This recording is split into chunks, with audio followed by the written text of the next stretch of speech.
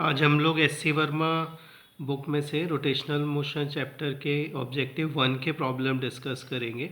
तो question first करते हैं पहले।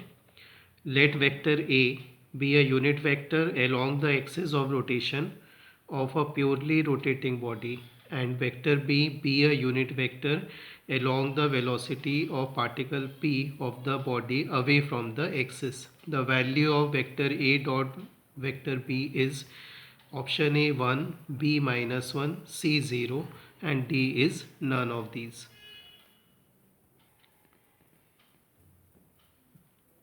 तो क्वेश्चन 1 में ऐसा दिया हुआ है, एक रिजिड बॉडी है और ये प्योर रोटेशन कर रही है। तो ये रिजिड बॉडी है, सपोज ये एक्सिस ऑफ रोटेशन हो गया। इसमें एक कोई भी पार्टिकल ले लो बॉडी का, ये हमने कुछ डिस्टेंस पर एक पार्टिकल ले लिया। ये बॉडी रोटेशनल मोशन कर रही है, प्योर रोटेशन कर रही है। प्योर रोटेशन का मतलब फिक्स्ड एक्सिस के अबाउट रोटेट कर रही है। तो अगर ये पार्टिकल पी ले हम, तो ये सर्कल में मूव करता हुआ दिखाई देगा। जब पूरी बॉडी रोटेशनल मोशन करेगी तो ये पार्टिकल सर्कल में मूव करता हुआ दिखाई देगा। ये पार्टिकल जब मूव कर रहा होगा, मान लो ये इस क्लॉकवाइज सेंस में घूम रहा है, तो पी पॉइंट की अगर वेलोसिटी देखें हम इस मोमेंट पर, तो जो पी पॉइंट है इसकी वेलोसिटी जस्ट इस पोजीशन पर हम इनवर्ड डायरेक्शन में शो करेंगे। इसके लिए मैं क्रॉस लगा दे रहा हूँ। ये वेलोसिटी की डायरेक्शन हो गई। इसमें दिया है एक्सिस ऑफ रोटेशन के अलोंग एक वेक्टर ए है और वेलोसिटी वेक्टर की डायरेक्शन में दूसरा वेक्टर बी है। तो A vector dot B vector क्या हो जाएगा? तो vector A dot vector B, इसका फॉर्मूला होता है A B cos theta. A unit vector दिया है, ये 1 होगा। बी यूनिट वेक्टर दिया है, ये भी 1 होगा। और थीटा की वैल्यू यहाँ पर हो जाएगी 90 डिग्री। तो यहाँ पे ध्यान से देखना है कैसे 90 डिग्री हो जाएगा। ये जो वेलोसिटी वेक्टर है ये इनवर्ड डायरेक्शन पे होगा, अंदर की तरफ होगा, कुछ इस तरीके से ये इनवर्ड डायरेक्शन पर होगा। और ए वेक्टर इस डायरेक्शन पे है, तो इनके बीच में 90 डिग्री का एंगल बनेगा। तो इस केस में फाइनली रिजल्ट ज़ीरो हो जाएगा। Vector A dot vector B zero होगा और ये ऑप्शन सी में दिया हुआ है। फिर से समझ लें एक बार क्या हुआ है इसमें। एक बॉडी प्योरली रोटेट कर रही है। तो जब कोई बॉडी प्योर रोटेशन के स्टेट में होती है तो उसके सारे पार्टिकल सर्कल में घूमते हुए दिखाई देंगे, सिर्फ एक्सिस पे जो पार्टिकल हैं उनको छोड़ के। वेक्टर ए एक्सिस के अलोंग दिया हुआ है और बी वेक्टर वेलोसिटी के अलोंग दिया हुआ है। ये सर्कल जो है ये हॉरिजॉन्टल प्लेन पे होगा, बॉडी यहाँ वर्टिकल प्लेन पर है। तो और एक्सिस ऑफ रोटेशन भी वर्टिकली है। तो ए वेक्टर और बी वेक्टर के बीच में 90 डिग्री का एंगल बन रहा है। पार्टिकल पी आप पूरे सर्कल में कहीं भी लेंगे तो हमेशा 90 डिग्री का ही एंगल बनेगा। तो vector A dot vector B यहाँ पर ज़ीरो हो जाएगा। तो ये है क्वेश्चन फर्स्ट का आंसर। फिर second question, a body is uniformly rotating about an axis fixed in an inertial frame of reference. Let vector A be unit vector along the axis of rotation and vector B be the unit vector along the resultant force on a particle P of the body away from the axis. The value of vector A dot vector B is, फिर से options वैसे ही हैं, 1 -1 0 and none of these. यहाँ पर ध्यान दें फिर से, ए वेक्टर यूनिट वेक्टर है एक्सिस ऑफ रोटेशन के अलोंग, और बी वेक्टर है यूनिट वेक्टर है along resultant force on a particle P of the body away from the axis. Body यहाँ पर जो की वर्ड है ये यूनिफॉर्मली रोटेटिंग बॉडी है। बॉडी यूनिफॉर्मली रोटेट कर रही है। यूनिफॉर्मली रोटेट करने का मतलब उसमें एंगुलर एक्सेलरेशन नहीं होगा, वो कांस्टेंट एंगुलर वेलोसिटी से रोटेट कर रही है। तो देखते हैं इसका आंसर क्या होगा। तो सेकेंड क्वेश्चन है, ये एक्सेस ऑफ रोटेशन है, हम पूरी बॉडी नहीं बना रहे हैं, जिससे इसको देखना इजी रहेगा।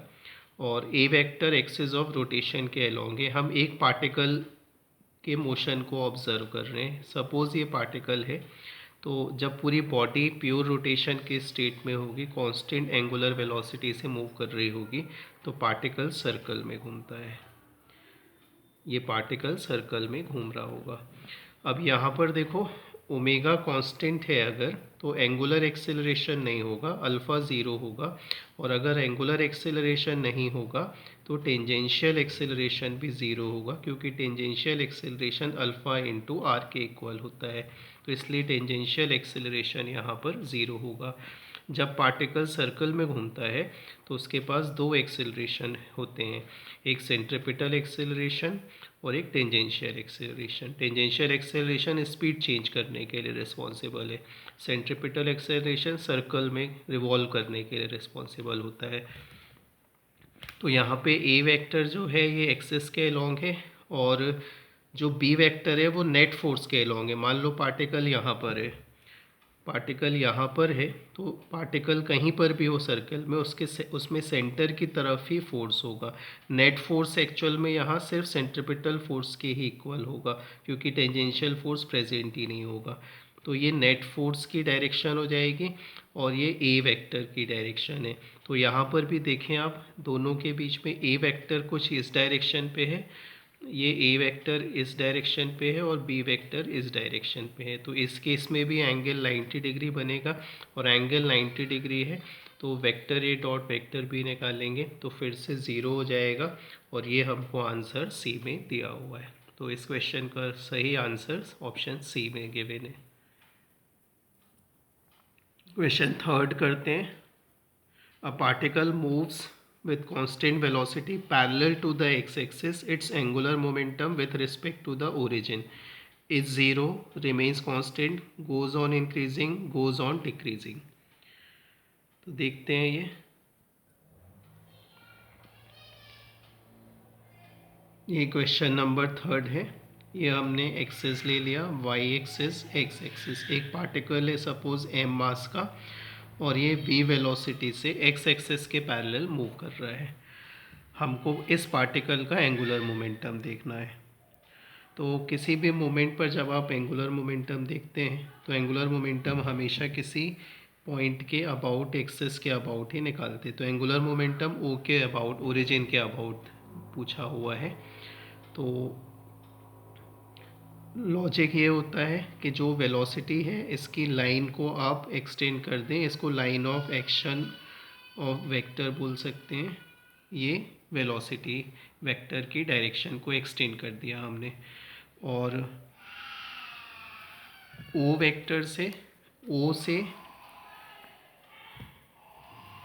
इस वेलोसिटी के ऊपर परपेंडिकुलर ड्रॉ करना है। तो यही परपेंडिकुलर हो जाएगा, ये परपेंडिकुलर हो जाएगा, इसको आर परपेंडिकुलर कहेंगे। ओरिजिन से वेलोसिटी के लाइन ऑफ एक्शन का परपेंडिकुलर डिस्टेंस, ये आर परपेंडिकुलर हो जाएगा। तो पार्टिकल अगर और आगे भी चला जाए, मान लो यहाँ चला गया पार्टिकल, तो भी इसकी वेलोसिटी की डायरेक्शन तो यही है, तो आर परपेंडिकुलर वही होगा। तो एंगुलर मोमेंटम एल होगा पार्टिकल का ओ के अबाउट, मास, वेलोसिटी और आर परपेंडिकुलर। तो एम तो चेंज हो ही नहीं रहा है, यहाँ पर एम कांस्टेंट है, वी भी नहीं बदल रहा है, कांस्टेंट वेलोसिटी से मूव कर रहा है, और आर परपेंडिकुलर भी कांस्टेंट है। तो इसलिए जो पार्टिकल का एंगुलर मोमेंटम है ओरिजिन के अबाउट, वो कांस्टेंट रहेगा। मैग्नीट्यूड है ये M V R perpendicular, direction भी नहीं चेंज होगी। डायरेक्शन कैसे देखेंगे, ये मान लो पार्टिकल है और ये ओरिजिन हो गया, तो ये वेक्टर आर हो जाएगा, दिस इज़ वेक्टर आर, और ये वेलोसिटी की डायरेक्शन है। तो आर वेक्टर से वी की तरफ आना है अगर, तो हमें क्लॉकवाइज घूमना पड़ेगा, और क्लॉकवाइज मतलब जो एंगुलर मोमेंटम की डायरेक्शन होगी ये इनवर्ड हो जाएगी, अवे फ्रॉम यू, इसको इनवर्ड शो कर देंगे। तो मैग्नीट्यूड भी कांस्टेंट रहेगा, डायरेक्शन भी कांस्टेंट रहेगी। तो इसमें ही आपको ऑप्शन दिया हुआ है बी में। अगर कोई पार्टिकल एक्स एक्सिस के अलॉन्ग मूव कर रहा है तो उस पार्टिकल का ओरिजिन के अबाउट एंगुलर मोमेंटम कांस्टेंट रहेगा, नहीं चेंज होगा।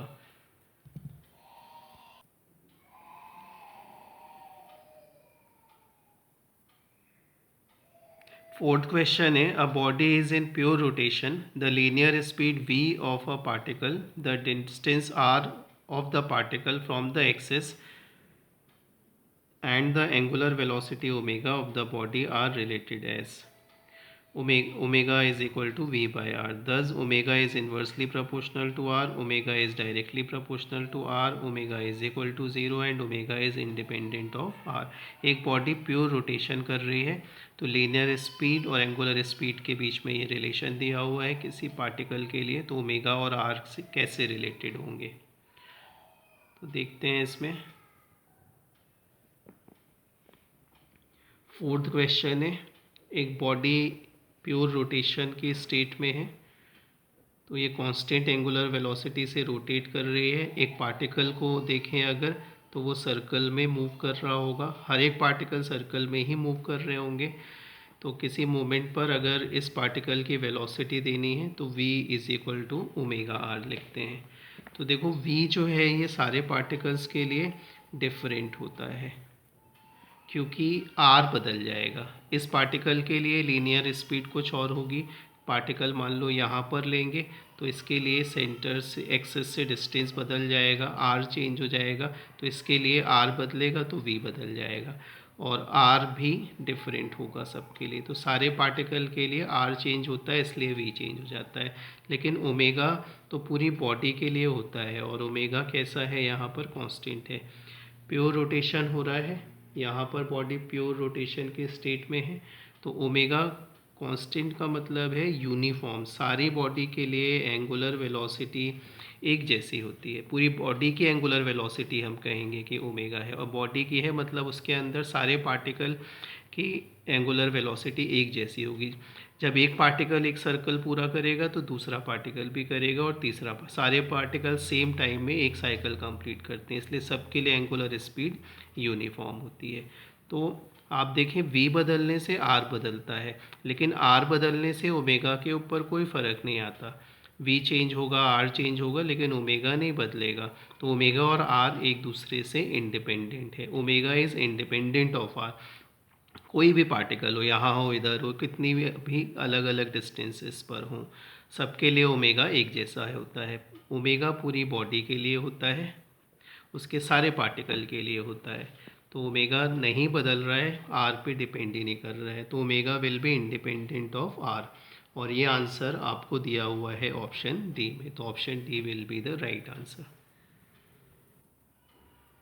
Question fifth, figure shows a small wheel fixed coaxially on a bigger one of double the radius. The system rotates about the common axis. The strings supporting A and B do not slip on the wheels. Strings जो है slip नहीं कर रही हैं, ये roll करेंगी. If x and y be the distances traveled by A and B in the same time interval, then x is equal to 2y, x is equal to y, y is equal to 2x और d none of these।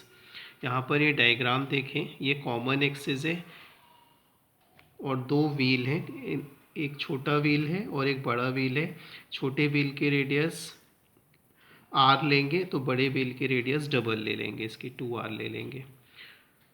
और बोल रहे हैं x और y same time पे a और b द्वारा cover करी हुई डिस्टेंस है।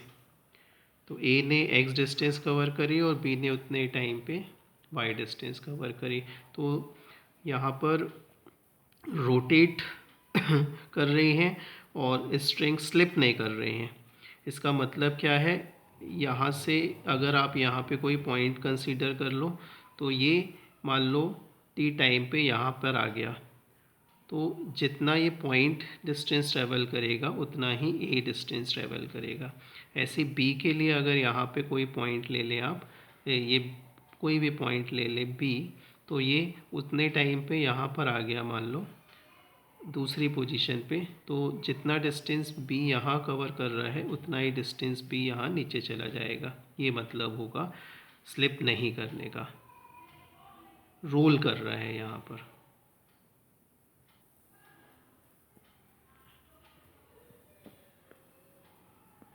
इसमें कुछ ऐसा दिया है, ये एक व्हील है और एक ये दूसरा व्हील है, दोनों यहाँ से एक ब्लॉक अटैच है स्ट्रिंग की हेल्प से, और इस में भी एक ब्लॉक अटैच है स्ट्रिंग की हेल्प से। ये ब्लॉक बी ले लिया, इसका रेडियस r और ये बड़े व्हील का रेडियस 2r हो गया। तो दोनों सेम टाइम पे x और y डिस्टेंस कवर कर रहे हैं। तो देखो इसका मतलब क्या है, फिर से मैं बता रहा हूँ। मान लो एक पॉइंट लिया मैंने यहाँ पर, तो ये पॉइंट ने यहाँ पर या कुछ डिस्टेंस कवर कर ली t टाइम पे, ये a से a डैश पर आ गया और ये डिस्टेंस मान लो x है, तो ये a ब्लॉक भी x डिस्टेंस ही नीचे जाएगा। तो ये इसने यहाँ सपोज़ कुछ एंगल कवर कर लिया। अब बड़े वाले व्हील में अगर यहाँ पर पॉइंट बी ले लेंगे तो ये बी से मूव करते हुए यहाँ कहीं चला गया, उतनी ही देर में बी डैश पर चला गया। तो और ये वाली जो डिस्टेंस है ये वाई डिस्टेंस हो गई। तो अब बी जो बॉडी है ये भी वाई डिस्टेंस ही नीचे जाएगी। तो यहाँ पर देखो, ये अगर मैं ऐसे इसको ज्वाइन कर दूँ तो ये वाले आर के लिए एंगल और ये वाले आर के लिए एंगल दोनों के लिए सेम होगा। इस एंगल को मैं कुछ थीटा बोल दे रहा हूँ, थीटा एंगल दोनों के लिए सेम होगा, आर रेडियस वाले व्हील के लिए भी और 2r रेडियस वाले व्हील के लिए भी। तो एंगल का फॉर्मूला लगा दूँ मैं अगर आर्क अपॉन रेडियस, तो ए डैश आर्क हो जाएगा जो x दिया हुआ है और रेडियस r होगी। बड़े वाले व्हील के लिए आर्क बी डैश है, इसकी लेंथ y है और रेडियस 2r हो गई। तो ये कैंसिल हो जाएगा, y is equal to 2x। ये हमारा आंसर हो गया और ये आपको ऑप्शन सी में दिया हुआ है। तो इसमें लॉजिक बस ये है कि ए जितने टाइम पे डाउनवर्ड डिस्टेंस कवर करेगा उतने ही टाइम पर व्हील पे अगर आप पॉइंट लोगे तो वो रोल होने में भी उतने ही डिस्टेंस कवर करेगा। ये ही स्लिप नहीं करने का मतलब है। तो आगे के क्वेश्चन फिर नेक्स्ट वीडियो में देखेंगे।